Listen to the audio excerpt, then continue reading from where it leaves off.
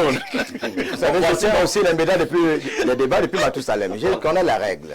Alors, Bertrand se calme. Voici donc la question. Voilà. Depuis très longtemps, nous avons ces dans des débats au Cameroun. On fait des procès à certains fils des barons du régime parce qu'ils ont été nommés à tel poste de responsabilité. D'autres ont eu accès à tel concours administratif. Alors, est-ce que c'est interdit qu'un fils d'un ministre, d'un DG, puisse accéder à un poste de responsabilité? Non, ce n'est pas interdit. Mais c'est juste que nous sommes dans un pays où les salles de cinéma ont été fermées. C'est un cinéma de trop. Ce qui dérange au Cameroun, c'est que quand tu es fils des paysans, tu vas être paysan. C'est-à-dire, avec le régime du renouveau, on a compris que la pauvreté est héréditaire.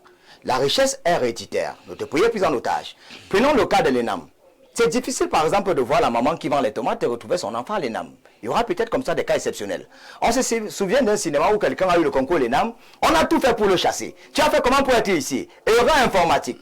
C'est-à-dire quelqu'un a réussi vous avez la preuve de ce que vous dites? Je suis en train de vous dire, cher ami, je crois que nous sommes la même génération. Ça fait 15 ans que je suis dans la presse. Je crois que c'était une histoire, ça fait peut-être 2-3 ans. Le président avait dit qu'on doit taire le débat. Il y a un individu, que j'oublie le nom, qui avait réussi au concours l'ENAM. On nous a dit que c'était une erreur informatique. Il avait échoué en réalité alors qu'il avait réussi. Erreur informatique, le président de la République, pour arrêter d'enseigner, il a demandé qu'on prenne tout le monde. Ça s'était passé aussi à l'IREC. Il y a eu des difficultés. Alors, si vous êtes déjà médiocre, vous choisissez encore vos enfants qui sont médiocres pour vous remplacer. On va se retrouver où? Ça devient un peu, on est dans une monarchie, il n'y a plus de démocratie. Je prends la fille et le fils de M. Tantampion qui sont à l'ENAM, que vous connaissez bien, parce que c'est vous qui mettez les noms. Alors, on a fait comme ça que M. Tantampion, sa fille a eu le concours de l'ENAM, son fils aussi a eu le concours de l'ENAM. Curieusement, on ne les a jamais vus à l'école. La fille se pavane de l'autre côté, elle fait ce qu'elle veut, le fils il est de l'autre côté. Mais comment est-ce que ces gens... Est-ce que vous répondez à ma question? Je suis en train de répondre à votre question. Je suis en train de dire que... Est-ce que c'est un péché de voir le fils... Ça ne devrait pas être un péché... Avoir un poste de responsabilité. Ça ne devrait pas être un péché au moment où on parle de chance pour tous. Si c'était le mérite, oui. Si c'est le mérite, oui. Alors, et qu'est-ce que vous dites que ceux qui ont été nommés hier ne méritent pas? Je n'ai pas dit qu'ils ne méritent pas. Je constate juste avec amertume que... Puisque j'ai constaté, Bertrand, qu'on les a jetés à la vindicte populaire. Oui, on les a jetés à la vindicte populaire. Voilà pourquoi je pose le débat ce matin. Oui, on dit que lorsque le peuple parle, c'est Dieu qui a parlé. J'avais dit l'autre jour qu'à la SNH, par exemple, il y a un monsieur qui est là depuis Mathusalem. Il est le seul à gérer la SNH depuis Mathusalem. La loi dit que tu dois être là 3 ans fois 3, ça fait 9. Il y a que le monsieur la SNH? C'est un exemple. Il a même dit, je suis fatigué, sa femme a pris le relais. Donc, vous n'avez aucune preuve de ce que vous dites. Je n'ai pas dit que j'ai des preuves. Je suis en train de dire si vous dites donc des choses aussi graves, et vous n'avez aucune preuve, il y a un problème. On est juste en train de constater que la loi est due, mais on ne respecte pas la loi. Quand les gens perdus à des postes de responsabilité mettent leurs femmes, leurs copines, leurs cousines, toute leur famille, au détriment des pauvres qui sont allés à l'école, vous et moi, nous avons fait des longues études, non? Qu'est-ce qui peut expliquer que le ministre de la Jeunesse et de l'Éducation civique, le seul pays sur la planète Terre, quand Thierry a démissionné, on a dit que non, il est par intérim au ministère de l'Emploi et de la formation professionnelle. Donc il était le seul à pouvoir gérer les 2 postes lui à seul. Donc il n'y avait pas d'autres membres du RDPC qui pouvaient gérer ce poste en attendant. Il y a un problème. Très bien. Il n'y a que des médiocres. Alors maintenant, les chefs traditionnels, le président de l'Assemblée nationale, il a été chef de premier degré, non? Oui. Bon, s'il avait mérité, pourquoi est-ce que même là-bas, il y a eu quand même des petits bruits? Si vraiment il avait mérité, on a même dit que même avoir mis cette chefferie au niveau de premier degré, ça a dérangé les gens. C'est-à-dire tu es chef, mais ta propre communauté te dit non, nous refusons cette chefferie, ça ne donne pas. Nous voudrons un Cameroun où quelqu'un qui vend la tomate au quartier pour voir son enfant aller à l'ENAM, ça ne dérange personne. Il y a des cas exceptionnels, mais nous voudrons que ça soit... Parce que quand tu n'as pas mérité... On va chuter Bertrand. Moi par exemple, je n'avais pas voulu être journaliste. Hein. On m'a coopté, on a dit tu es intelligent, tu mérites. C'est pour dire que quand tu mérites, ça ne force pas. Et parfois, certains peuvent penser que nous sommes ici, on fait de la diarrhée verbale, le rentend pas, parce que souvent on ne misère pas. C'est parce qu'on a mérité, on a fait la bonne école. Je voudrais que les Camerounais méritent leur poste. C'est parce que les gens ne méritent pas leur poste. Regardez par exemple celui qui a été choisi comme super maire à Yaoundé. Prenez 100 Camerounais, vous demandez le nom du super maire de Yaoundé, à peine 5 vous donneront son nom. Ah, on n'a pas besoin de connaître son nom. Hein. On a besoin de connaître. On a besoin de... C'est pas une star de cinéma. Son résultat est même tellement médiocre. Bon, là, c'est un autre débat. Ça n'a rien à voir avec... On doit même le connaître. Quand vous travaillez, on vous connaît. C'est compris. On va passer la parole Pierre Blériot-Niémec. Pierre Blériot-Niémec, si nous continuons sur cette lancée-là, où nous faisons ce que j'appelle ici la chasse au fils de ceux qui gèrent le pays, est-ce qu'on n'arriverait pas aussi à une autre forme d'injustice? C'est-à-dire parce que tu es fils d'eux, même si tu mérites, si on met ton nom, on va dire non, il a réussi parce que c'est le fils de Famendongo. Il a réussi parce que c'est le fils de Luc Magloire. Il a réussi parce que c'est le fils de Louis-Paul. Il a réussi parce que c'est le fils d'Edgar Alain, ainsi de suite. Alors, qui a dit, Pierre Blériot, que lorsque ta mère vend la tomate, ses fils sont intelligents? C'était avant. Si ta mère vend la tomate aujourd'hui, tu as de la peine à accéder aux documents et beaucoup de choses. C'est un problème d'inculture dans ce domaine-là. Dans le cadre des états généraux de l'éducation, vous savez, l'une des choses que les professeurs d'université, de lycée avaient demandé? Non. 2 choses. Que leurs enfants soient priorisés dans les établissements publics et que leurs enfants soient priorisés à l'école normale. Incroyable. Ce n'est pas incroyable. Dans l'armée camerounaise, il y a des dispositions, que ce soit dans l'armée ou la police, des dispositions qui font que on priorise, entre guillemets, les enfants de ceux qui sont dans le corps. Chaque société, ce n'est pas qu'au Cameroun. Parce qu'il faut d'abord que les gens sachent.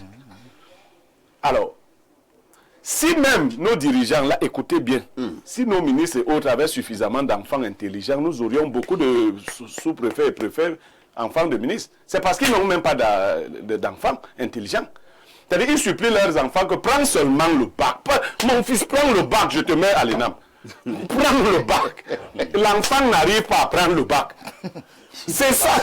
Si les gars là réussissaient à prendre le bac, vous n'alliez plus compter. Donc, vraiment, nous les pauvres ne dérangeons pas. Il y a que ce qu'on appelle la reproduction sociale doit être encadrée. Vous n'allez pas me dire... Nous sommes là chez Bourdieu. Voilà. Parfait Haïti est journaliste. Parfait Haïti, quand ton fils, qui vient d'avoir brillamment à 17 ans un bac, quand il va aller compétir à l'ESTIC, qu'est-ce que tu vas souhaiter? Ah, qu'il réussisse. Et dans le contexte camerounais, si on prend une disposition qui fait que les fils des grands journalistes puissent être pris à l'ESTIC, ce serait une grosse injustice. C'est pas moi qui ai pris la décision. Non, je demande pas à toi, est-ce que ce serait une trop grosse injustice? Non, les questions, c'est moi qui les pose. Très bien. Donc, moi, je veux pas qu'on se mette... Son fils va réussir forcément parce qu'il a été journaliste. Non, il doit travailler, non? Non, on ne se comprend pas. On imagine dans toutes les sociétés qu'il y a une sorte de transmission séminale de certaines choses. Donc, moi, je ne vois pas en cela un problème. Sur le nombre de préfets qu'on a au Cameroun, on a combien d'enfants de ministres qui sont préfets? Ils ne font pas 5. Hein? Ils ne font pas 5. Pas du tout. Alors, donc, il faut qu'on ait 0 d'enfants ministres préfets. Là, c'est bien gouverné. Moi, j'ai un problème. Oui, dis ton problème. J'ai un problème, Blériot, parce que les profils sont divers pour tous ces ministres de la République que nous avons. Nous avons même des enseignants. Il faut le reconnaître. Mais combien veulent parmi ces gens que leurs enfants soient, par exemple, enseignants? Personne. On veut cette école élitiste de reproduction avec du pouvoir. Est-ce que vous avez saisi vous avez saisi ma problématique? Je dis vous avez 53 non, je dis parce que la problématique telle qu'elle est posée, c'est on est ministre, donc si le contexte social permet qu'on puisse Alain Doug, rends-moi ma parole. Ayant été ministre, permettre que notre enfant se retrouve dans cette école, ce serait pas... Donc, pourquoi la corruption? Voilà. Moi, je dis ils ont des profils divers. Il y a des enseignants. Combien se battent pour que leurs enfants soient des enseignants? Ils veulent cette école de reproduction du pouvoir et des privilèges. En fait, c'est de ça. On vous a compris, Alain Doug. On remet la parole à Blériot. Et que les enfants soient enseignants. On vous a compris. Alors, vous allez chuter. Je chute en disant que j'ai suivi de la bouche du professeur Baebek qu'il y avait une disposition pour que les fils des médecins accèdent plus facilement à la faculté de médecine et sciences biomédicales. Vous comprenez? Moi, je veux rester juste. S'il y a dans les corps de telles dispositions, attendez, vous savez, l'un des fils du général Mpaye, colonel aujourd'hui, Je vous dis pour la petite histoire, le général Mpaye ne voulait pas que son fils entre dans l'armée. Il ne le voulait pas. Cet enfant est allé faire dans le dos de son père le concours de l'EMIA, il a eu. Donc, je veux dire que ne condamnons pas d'office. Et la chance, je reviens à mon propos de départ, que nous avons au Cameroun, c'est que la plupart de nos grands ministres DG, leurs enfants sont un peu toc-toc. Donc, ils ne... Oui, donc là... Ce n'est pas excessif. Sinon, les gars là allaient prendre tous les postes. Parce que je dis, ils supplient, j'ai été enseignant, ils supplient leurs enfants de leur ramener le bac. Ne fût-ce que le bac. Bernard, on n'a pas... Donc, j'ai enseigné 12 ans dans le sud. On vous dit qu'on a envoyé l'enfant, on l'a enlevé de Yaoundé pour qu'il vienne à Ebolo, va chercher seulement le bac.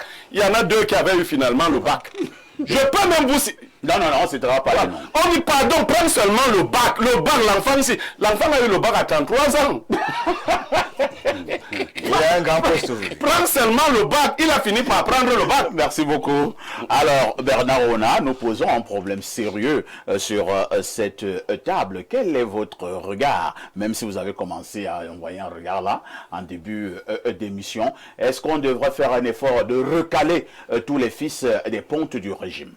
Non, les enfants des ministres et autres pontes du régime ont droit à ces privilèges-là, comme tous les autres Camerounais. Ce n'est pas un péché d'être le fils de M. Famundongo ou de René Emmanuel Sadi. Mais je vais vous dire quelque chose. J'avais appris ça, je le dis toujours ici, que je côtoyais beaucoup l'ancien DCC, l'ancien ministre Belingue Boutou. De regretter mémoire. Oui, c'était quelqu'un qui avait sa stratégie de travail sur le plan du renseignement. Et il vous invitait, quand vous causiez, il prenait vraiment au sérieux ce que vous lui disiez. Parce que parfois ici, nous qui fréquentons le bas peuple, nous qui fréquentons les bars, là où les gens sont assis, et ils disent vraiment ce qu'ils ressentent. Et ils se lamentent. Bon, alors, le ministre, quand il y a un texte comme celui d'hier, là, il te demande qu'on dit quoi là-bas dehors. Tu lui dis que, Excellence, vous avez fait fort. Il dit comment ça? Je lui dis que ce n'est pas bien. Cette affaire-là, ça choque.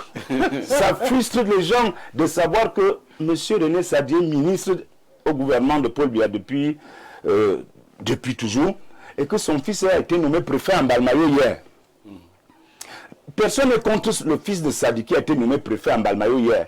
Mais les gens qui ont d'autres préoccupations demandent, est-ce que c'est possible que... Est-ce que c'est possible comment? Non, le père nous gouverne déjà. Attends d'abord. Le père nous gouverne déjà. Maintenant, le fils aussi vient nous gouverner, vient nous diriger. Une féodalisation du pouvoir. Est-ce que le père et le fils, c'est la même chose? C'est la chrétiennité?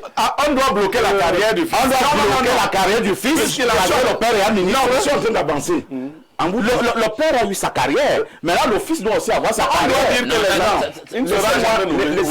Laissez-moi avancer. Oui, avance. Je voudrais vous dire que je suis pour que les enfants de ces gens aient droit au registre. Je suis pour. Oui, c'est mais normal. il y a une façon de procéder.